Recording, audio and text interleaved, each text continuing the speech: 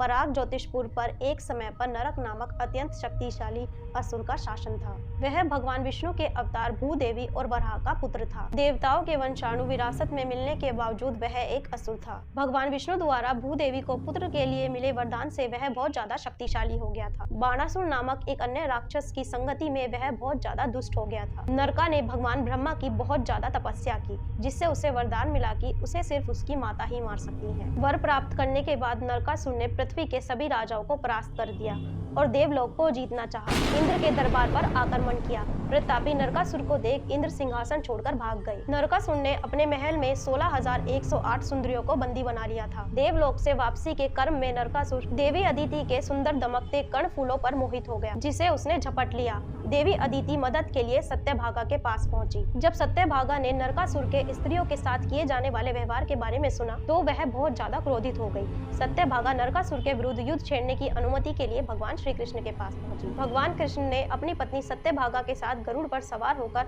पराग ज्योतिषपुर पर हमला किया। युद्ध के दौरान श्री कृष्ण ने नरकासुर के सेनापति मुरा को मार डाला। इसी प्रकार श्री कृष्ण को मुरारी भी कहा जाता है। क्रोधित नरकासुर अपने महल से निकला और उसने श्री कृष्ण पर त्रिशूल से वार किया, जो उनके सीने पर लगा। कृष्ण युद्ध के मैदान में बेहोश होकर गिर गए। कृष्ण की हालत देख विचलित सत्यभागा ने नरकासुर पर बाण से प्रहार किया। नरकासुर मारा गया।